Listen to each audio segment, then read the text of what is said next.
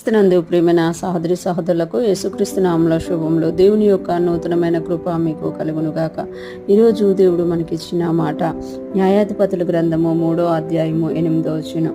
అందును గూర్చి యెహోవా కోపం ఇశ్రాయేలీయుల మీద మండగా ఆయన అరమ్నా హారాయము యొక్క రాజైన కూసా నిష్ఠాసాతయమునకు చేతులకు దాసులగుటకై వారిని అమ్మివేశను. ఇశ్రాయేలీలు 8 సంవత్సరములు కూషానిశ్రాయితమునకు దాసులుగా నుండిరి. ఈ మాటలు మనం న్యాయాధిపతుల గ్రంథంలో చూస్తున్నాము. ఇక్కడ మనం చూసుకుంటే మరలా ఇశ్రాయేలీలు తప్పిదం చేసినట్టుగా మనం చూస్తానట. ఎప్పుడైతే వారి యొక్క పితరులు వారి యొద్ద నుండి వెళ్ళిపోయారో వారు దేవుని గురించి మర్చిపోయిన తరం ఒకటి లేచిందట. వారు ఆ చుట్టుప్రక్కల ఉన్న వారి అమ్మాయిలకి వాళ్ళ అబ్బాయిల్ని ఇవ్వడం, వీళ్ళ అబ్బాయిలకి వాళ్ళ అమ్మాయిల్ని చేసుకోవడం, వాళ్ళ దేవతలను పూజించడం మొదలుపెట్టినప్పుడు దేవుని కోపము ఇశ్రాయేలు మీద రగులుకుంది అని ఇక్కడ చెప్పబడుతుంది.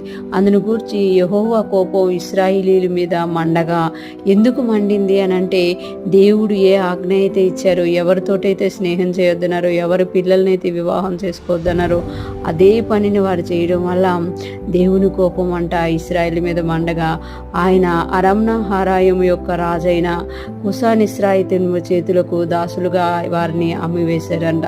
అంటే దేవుడే ఇశ్రాయేలీల్ని ఒక అన్యరాజుకి ఏం చేశారంట, దాసులుగా ఇచ్చేశారంట. ఇశ్రాయేలీలు 8 సంవత్సరాలు అతని కింద దాసులుగా ఉన్నారంట.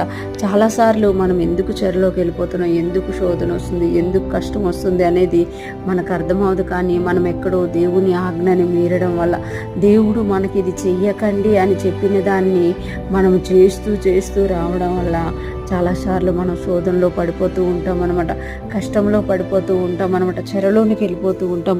ఇక్కడ దేవుడే ఇశ్రాయేలీయులని ఏం చేశాడంట, ఆ రాజు క్రిందకి ఇచ్చేసిండంట దాసులుగా. 8 సంవత్సరాలు ఆ రాజు అతన్ని దాసులుగా చేసుకున్నట్టుగా మనకి ఇక్కడ తెలియజేయబడుతుంది.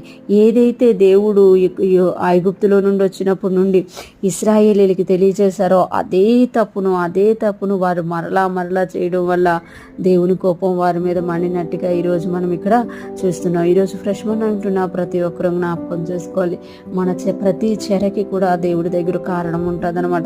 మనమే దేవుని యొక్క ఆజ్ఞల్ని అతిక్రమించి చెరలోనికి బంధకాలలోనికి వెళ్ళిపోతూ ఉంటాం అనమాట.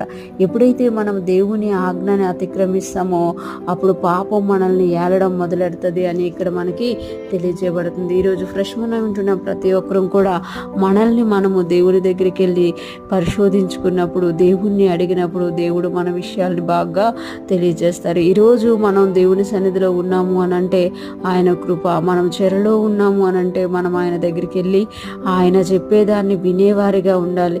మనము ఆనందంగా సంతోషంగా ఉన్నాము అని అంటే ఆయన్ని స్తుతించాలన్నమాట. ప్రతి దానికి దేవుని దగ్గర కారణం ఉంటుంది కనుక దేవుణ్ణి ప్రశ్నించే వారంగా కాక ఆయన చెప్పేది వినేవారంగా, ఆయనతో జీవించడానికి ఇష్టపడే వారంగా ముందుకు సాగిపోదాము గాక. దేవుని కృప మనందరికీ తోడయుండి నడిపించును గాక. ఆమేన్.